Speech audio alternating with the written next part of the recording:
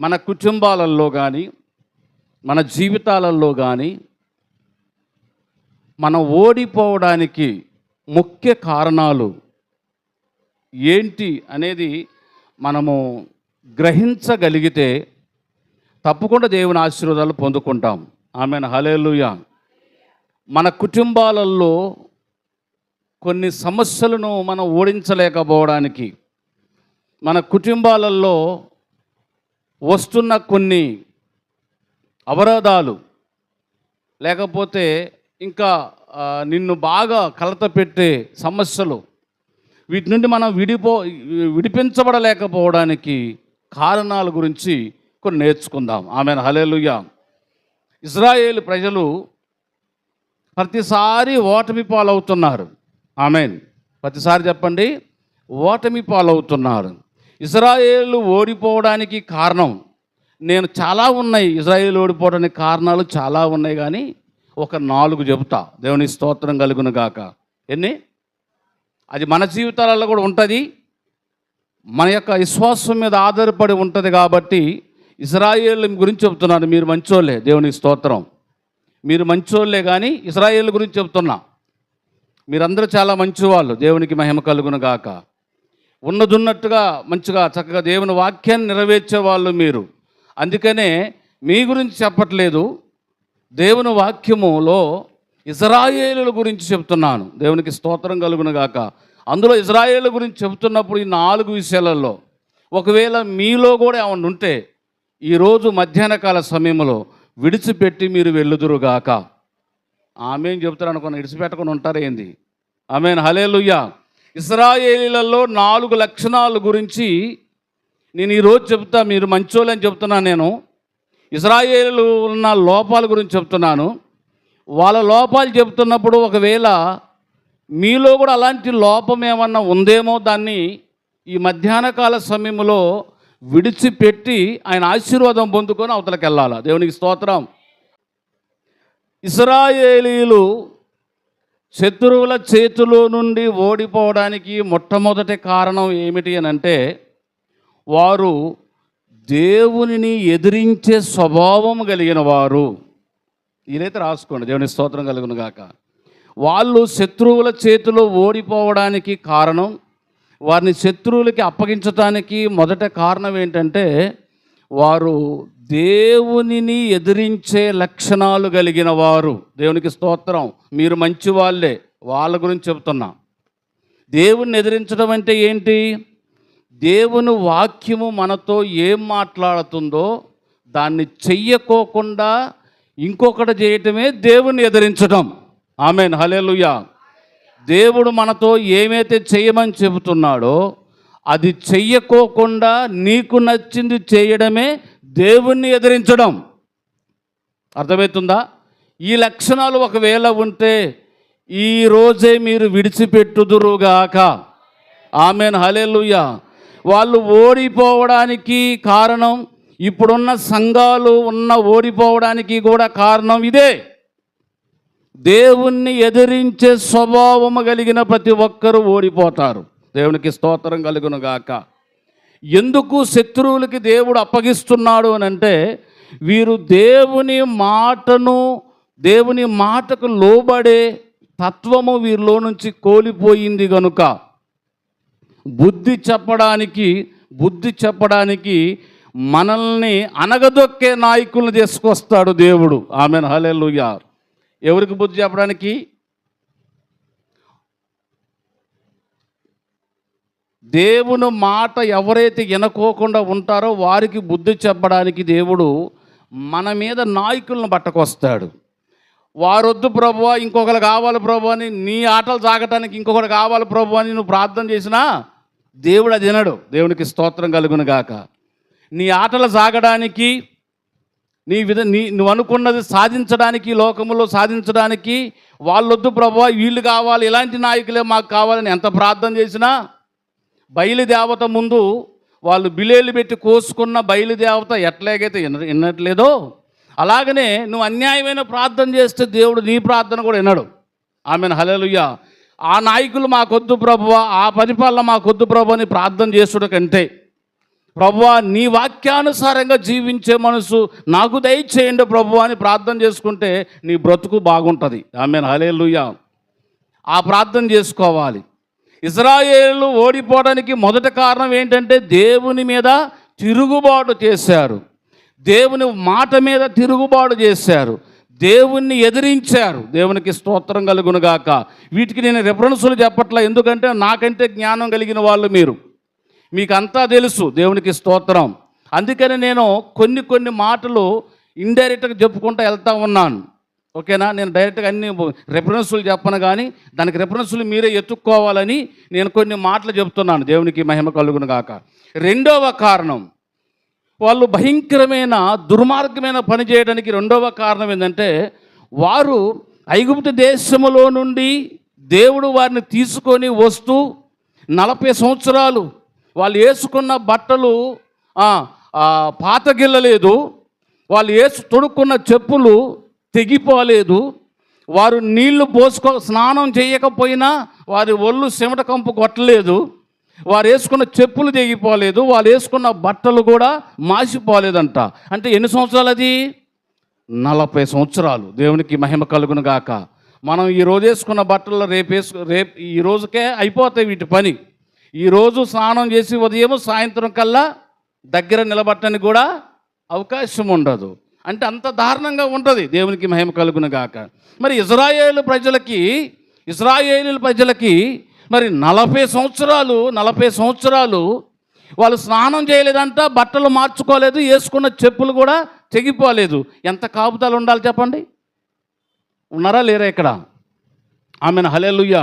నేను చెప్పేటప్పుడు మాత్రమే మీ దృష్టి టేపు ఉండాలా, వాక్యం చదవన్నప్పుడు బైబిల్ మీద ఉండాలా. దేవునికి మహిమ కలుగును గాక.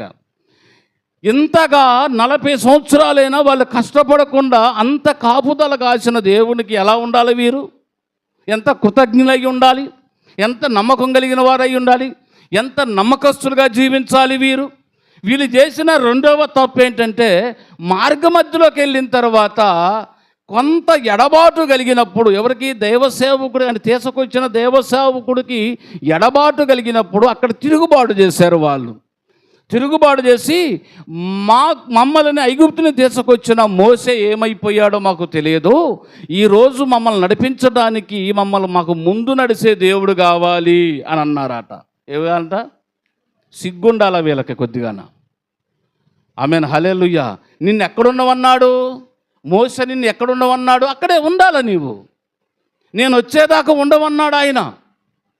నేను ప్రార్థన చేసి వస్తాను, మీరు ఎక్కడే ఉండనని చెప్పేసి వాళ్ళు కొండ దగ్గర ఉండమని చెప్పిపోయారు. వీళ్ళకి ముందు నడవడానికి కావాలట ఒకళ్ళు. ఏ శాత కావట్లేదా? నిన్ను పొద్దాకులు నడిపించాలా? ఆమెను హల్లెలూయా. ఒకవేళ నడిపించాలంటే వచ్చేదాకా ఆగాలిగా. మన తొందరపాటు అదే. ఆమెను హల్లెలూయా. చాలాసార్లు అనుకున్న టయానికి అయ్యగారు రాకపోతే ఎన్ని గునుగులో ఎన్ని సనుగులో. ఆమెన్. చూసావా, అయ్యగారు వస్తున్నాడు, రాలేదు. చూసావా, అయ్యగారు ఇలా ప్రార్థన పెడుతున్నాడు, రాలేదు. అయ్యగారు ఇడిపోయినా వాళ్ళ సంబంధం లేదు. రమ్మంటే రాలేదు, పొమ్మంటే పోలేదు. ఇదే మన తత్వం. అందుకే ఓడిపోతున్నాం మనం. దేవుని స్తోత్రం కలుగును గాక. వస్తా అన్నవాడు యేసుప్రభువే ఆగిపోయాడు. మేమెంత చెప్పండి? నేను వస్తా అన్న యేసుప్రభు ఆగిపోయాడు. ఎక్కడ ఆగిపోయాడు తెలుసా మీకు? ఎక్కడ ఆగిపోయాడు? లాజరు చనిపోయి, లాజరు రోగి అయి ఉన్నప్పుడు రమ్మని చెబితే చనిపోయిన 4 రోజులకు వచ్చాడు. ఆమెను హల్లెలూయా. కానీ వచ్చాడా రాలేదా? వస్తానన్న యేసయ్య రాకుండా ఉండడు. వస్తానన్న అయ్యగారు ఈరోజు కాకపోయినా రేపైనా వస్తాడు. నువ్వు అనుకున్నప్పుడు రాకపోవచ్చు. ఒకవేళ రావట్లేదంటే నీకైనా ప్రయోజనకరం ఉండాలి, ఆయనకైనా ప్రయోజనకరం ఉండాలి. దేవునికి స్తోత్రం. యేసు ప్రభు రాకపోవడానికి ఎవరికి ప్రయోజనం ఉంది చెప్పండి? ఎవరికి ప్రయోజనం ఉంది? ఇక్కడ 2 లాభాలు జరిగినాయి. ఒకటి, దేవునికి మహిమ కలిగింది.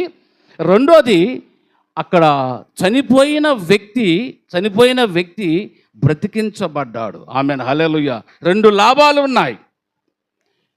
నీకు అనుకున్న సమయానికి నీకు జరగలేదంటే ఏదో నీ పట్ల దేవుడు ఉద్దేశం కలిగి ఉన్నాడు. నీ విషయంలో దేవుడు ఏదో ఒక గొప్ప ప్రణాళిక కలిగి ఉన్నాడు. దీన్ని ఎందుకు గ్రహించలేకపోతున్నాం? Amen hallelujah. ఇది తెలుసుకున్న వాళ్ళు ఆశీర్వదించబడతారు. Amen hallelujah. హల్లెలూయా. మీరు అల్లో చెబుతుంటే అసలు ఎంత దద్దరిపోవాలి. ఏరుకో గోడలే పగిలిపోయాయి, కూలిపోయాయి, రేకులు కూడా కదలట్లే. Amen hallelujah. సరే, వీళ్ళు ఓడిపోవడానికి రెండవ తప్పు ఏంటంటే, వీరు బంగారపు దూడను తయారు చేసుకొని విగ్రహారాధన చేశారంట. హల్లెలూయా. మీరు బాగా వింటున్నారు, ఏం చెబుతాను అని వింటున్నారు, కానీ దాంతోపాటు కూడా కాస్త దేవుని స్తుతించండి. ఆమేన్ హల్లెలూయా.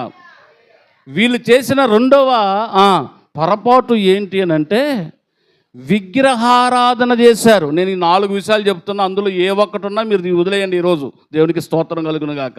రెప్పలైతేనే సప్లై వస్తుంది. మొదటిది తిరుగుబాటు చేసే స్వభావం, దేవుని మీద తిరుగుబాటు చేసే స్వభావం. రెండోది విగ్రహారాధన. అంటే వీళ్ళకు ప్రయోజనకరమైన బంగారాన్ని తీసుకొని ఏం చేశారు చెప్పండి, వీళ్ళు దూడను తయారు చేసుకొని నువ్వే నా ముందు నడిచిన దేవత అంట. సిగ్గు శరం ఉండాలి వీళ్ళకి. ఏమండి, బంగారం ఐగుప్తు దేశం నుండి బంగారం తీసుకొచ్చుకోమంటే దేవుడు తీసుకొచ్చారు. వీళ్ళు తీసుకొచ్చుకున్నారు. పెట్టుకొని మన మెదడుగా బుద్ధి ఉండరాదు, పెట్టుకొని బుద్ధిగుంటే. ఆమెను హల్లెలూయా. తీసుకొచ్చుకొని బంగారం తీసుకురమ్మంటే బంగారం తీసుకొచ్చుకొని దానికి దూడను తయారు చేసుకొని నువ్వే మమ్మల్ని తీసుకొచ్చిన దేవతవని దాని ముందు సాగిలపడి స్పష్టంగా నమస్కారం చేసి వ్యభిచారం చేయడం మొదలుపెట్టారంట సిగ్గు శరం లేని ప్రజలు. మీకు బోధపడుతుందేమో అనుకుంటున్నా, బాధపడితే ఇంకా మంచిదే. దేవునికి స్తోత్రం కలుగును గాక. చెయ్యమన్న పని ఏంటి, నువ్వు చేస్తున్న పని ఏంటి, దేవుడు నీకేం చెప్పాడు, నువ్వేం చేస్తున్నావు? Amen hallelujah. బంగారం తీసుకొచ్చుకోమ్మా, నేను చెప్పిన దాకా మీ దగ్గర ఉంచుకోండి అంటే వీళ్ళు బంగారం తీసుకొచ్చుకొని దూడను తయారు చేసుకొని దాని ముందు నమస్కారం చేసి బలులర్పించి వరసావాయి లేకుండా వ్యభిచారం చేయటం మొదలుపెట్టారు. వీళ్ళ పక్షాన దేవుడు ఎలాగ యుద్ధం చేస్తాడు చెప్పండి? ఇటువంటి వారిని శత్రువులకు అప్పగించడం న్యాయమా, అన్యాయమా? ఆమేన్ హల్లెలూయా. హల్లెలూయా. తిరుగుబాటు చేస్తున్న మన క్రైస్తవులకి పైన ఒక ఆయన నాయకుడు ఉన్నాడు. ఆయన పెట్టడం ఎందుకో తెలుసా? అది మీకు తెలియదు, ఆ రహస్యం దేవుడికి తెలుసు. మనకు బుద్ధి రావాలని ఆయన పెట్టాడు. బుద్ధి ఎప్పటికీ రాకపోతే ఇంకోసారి కూడా ఆయనే వస్తాడు. దేవునికి మహిమ కలుగును గాక. హల్లెలూయా. ఎందుకంటే మనకు బుద్ధి రావాలి, లేకపోతే లేదు. ఈడ్చిస్తే అంటున్నారు, ఎందుకో తెలుసా? బుద్ధి రావట్లేదు, భక్తి తగ్గిపోయింది, విశ్వాసం తగ్గిపోయింది, సంఘాలలో తన ప్రభావం తగ్గిపోయింది, సంఘాలలో తన ఉజ్జీవం తగ్గిపోయింది. అందుకనే బుద్ధి చెప్పడం కోసమే ఒక నాయకుడిని ఏర్పాటు చేస్తాడు దేవుడు. ఇక్కడ కూడా బైబిల్లో కూడా ఇశ్రాయేలుకి బుద్ధి చెప్పడానికి శత్రువులకి ఒక్కొక్కసారి అప్పగించాడు. అమాలీలకు అప్పగించాడు, ఫిలిస్తీన్లకు అప్పగించాడు, రకరకాలైన శత్రు దేశాలకి వీళ్ళని అప్పగించాడు. ఎందుకంటే వీళ్ళకి బుద్ధి రావట్లేదు కాబట్టి. మూడవది ఏంటిదంటే, వీళ్ళల్లో ఐక్యత కోల్పోయారు. ఏం కోల్పోయారు చెప్పండి? ఐక్యత కోల్పోయారు. ఒకరికొకరికి సంబంధం లేకుండా బ్రతుకుతున్నారు.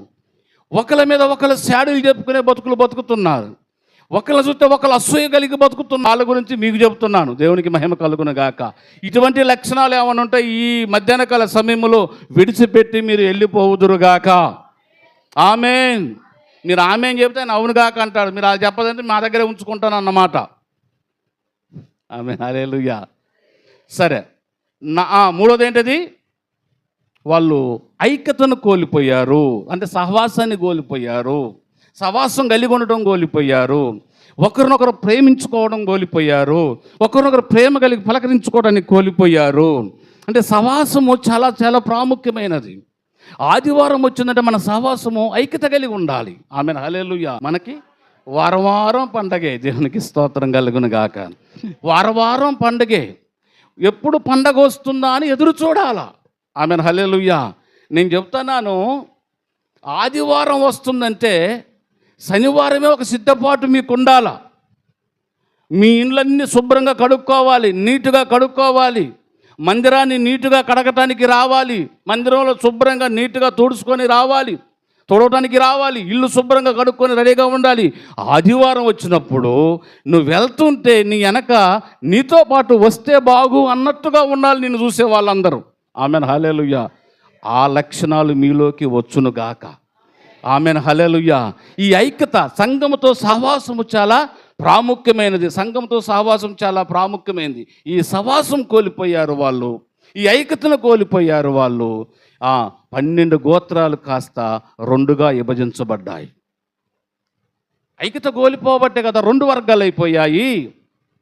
యజమానుడికేమో రెండు గోత్రాలు, పనివాడికేం 10 గోత్రాలు దేవుడిచ్చాడు. ఎందుకు? సిగ్గు లేకోకుండా పరిపాలన సరిగ్గా లేకపోవడం వలన, ఎవరి దగ్గర సలహా తీసుకోవాలో తీసుకోకపోవడం వలన. సలోమను కొడుకు సలహాలు తీసుకోవాల్సిన వాడు. సలహాదారులు, సంఘ పెద్దలు చాలామంది ఉంటారు, వాళ్ళ సలహాలు తీసుకోవాలి. ఏనేం చేశాడంటే, తుమ్మితే ఊడిపోయే ముక్కు లాంటి వాళ్ళు, సరిగా మూతి మీద మిస్సాలు రాని వాళ్ళు, ఈయన వయసు కలిగిన వాళ్ళ సలహా తీసుకున్నాడట. దీనికి సంఘం, జనం అంతా ఏడుస్తున్నారు. అయ్యో, ఇంత కఠినమైన పరిపాలన ఏంటో నాయన అని ఏడుస్తుంటే వాళ్ళ మొర దేవుడిని, వీడి అహంకారం ఎక్కువైపోయిందని, రాజ్య పరిపాలన వీళ్ళ వంశం వల్ల చేస్తున్నారు, అహంకారం ఎక్కువైపోయిందని దేవుడు ఏం చేశాడంటే, అరే బాబు, నువ్వు ఇలా ఉంటే నీ మాటినవరు అని చెప్పేసి 12 గోత్రాలను కాస్త 2 గోత్రాలను యజమానుడికి ఇచ్చాడు, 10 గోత్రాలను పనివాడికి ఇచ్చాడట. దేనివల్ల ఇది? ఐక్యత కోల్పోయారు, ఐక్యత లోపించింది. సంఘాలలో ఐక్యత లోపించడం కారణం అదే. ఎందుకు కుటుంబాలల్లో విచ్ఛిన్నమైపోతున్నాయి అని అంటే కారణము, కుటుంబాలలో ఐక్యత పోతుంది. కుటుంబాలలో కుటుంబ పెద్దలు చెప్పే మాట వినడం ఎప్పుడో మర్చిపోయారు జనం. కుటుంబంలో ఉన్న ఇంటి యజమానుడు చెప్పే మాట వినటం మర్చిపోయారు జనాలు. ఎవరికి నచ్చినట్టు వాళ్ళు చేసుకుంటుంటేనే కుటుంబాలను విచ్ఛిన్నం అవుతున్నాయి. సంఘములో కూడా అంతే. దేవుని వాక్యము నీతోనే మాట్లాడుతుందో, దేవుని వాక్యానికి లోబడే తత్వం నీలో ఉండాలి. కుటుంబంలో ఎప్పుడైతే పెద్ద మాటకు లోబడతారో ఆ కుటుంబం ఆశీర్వాదకరంగా ఉంటుంది. ఎదిరిస్తే ఆ కుటుంబం విచ్ఛిన్నం అయిపోతుంది. అది మంచా చెడ తర్వాత సంగతి. ఆమెన్, హల్లెలూయా. కుటుంబాలు, పెద్దలు సలహా లేని కుటుంబాలు ఎప్పటికీ ఆశీర్వాదకరంగా ఉండవు. పెద్దల సలహా లేని కుటుంబాలు, ఎవరికి నచ్చిన ఆలోచనలు వాళ్ళు చేసుకుంటా, ఎవరికి నచ్చినట్టు వాళ్ళు చేసుకుంటా వెళ్ళిపోయే కుటుంబాలు ఏ రోజుకి ఆశీర్వాదకరంగా మార్చబడవు. సంఘాలలో కూడా అంతే. దేవుని వాక్యానికి లోబడకుండా, దైవ సేవకులు మాటకు లోబడకోకుండా ఎవరికి నచ్చినట్టు వాళ్ళు చేస్తే ఆ సంఘాలు ఎప్పటికీ వర్ధిల్లవు. దేవునికి మహిమ కలుగునుగాక. 3వది, ఐక్యత లోపించింది. 4వది, విశ్వాసం లేనివారుగా బ్రతుకుతున్నారు వాళ్ళు. అవిశ్వాసంగా బతుకుతున్నారు వాళ్ళు. విశ్వాసాన్ని కోల్పోయారు. ఐగుప్తు దేశంలో తీసుకొచ్చిన దేవుడు మరలా కానాను దేశంలో తీసుకుపోతాడని నమ్మకం వీళ్ళకి లేదా? ఏమైపోయాడు? మమ్మల్ని తీసుకొచ్చిన మోసే ఏమైపోయాడని తొందరపాటుతో ఆ నమ్మకాన్ని కోల్పోయి, విశ్వాసాన్ని కోల్పోయి అవిశ్వాసాలు పాలైపోయారు. చాలామంది అరణ్యములోనే రాలిపోయారట. చాలామంది అరణ్యంలో చచ్చిపోయారట. దేవునికి మహిమ కలుగునుగాక. హల్లెలూయా. అందుకనే వీరిదంతా చేయడానికి ఈ 4 లక్షణాలు వీరిలో ఉన్నాయి. అందుకనే వీళ్ళకి చాలా ప్రాముఖ్యమైన దేవుని శక్తి వీరిలో నుండి వెళ్ళిపోయిందంట. చెప్పండి, వీరిలో నుండి వెళ్ళిపోయిందంట. 1 సమూయేలు గ్రంథములో 4వ అధ్యాయము 10వ వచనాన్ని జాగ్రత్తగా మనం చూస్తే, ఇశ్రాయేలీలలో నుండి మందసము మరుగైపోయిందంట. ఆమేన్, హల్లెలూయా. ఏం మరుగైపోయిందంట? మందసము మరుగైపోయింది. అంటే మందసాన్ని ఎత్తుకొని పోయారు ఫిలిష్తీయులు. మందసం ఎవరి దగ్గర ఉండాలి ఇది అని అంటే, ఇశ్రాయేలీలైన దేవుని ప్రజల దగ్గర ఉండవలసిన మందసము, దేవుని ప్రజలైన ఇశ్రాయేలీల మధ్యలో ఉండవలసిన మందసము శత్రువులైన ఫిలిష్తీయుల చేతిలోకి వెళ్ళిపోయింది. వెళ్ళిపోతుంటే ఇశ్రాయేలు ప్రజలు ఏం చేస్తున్నారు? ఇశ్రాయేలు ప్రజలు నిద్రపోతున్నారా? ఎందుకంత నిర్లక్ష్య స్వభావం? ఎందుకంత అవిశ్వాసమైన బ్రతుకు? ఫిలిష్తీయులు వచ్చి దేవుని సొమ్ముని ఎత్తుకొని పోతుంటే, దేవుని సొత్తుని ఎత్తుకొని పోతుంటే నువ్వేం చేస్తున్నావు? దేవుని యొక్క ప్రభావము వారి మధ్యలో నుండి వెళ్ళిపోతుంటే నువ్వేం చేస్తున్నావు? ఇశ్రాయేలీల నుండి అంట దేవుని మందసము ఎప్పుడైతే ఫిలిష్తీయులు ఎత్తుకొని పోయారో వీళ్ళలో నుండి ఆ శక్తి కోల్పోయారు. దేవునికి స్తోత్రం కలుగునుగాక. చదువుతారా?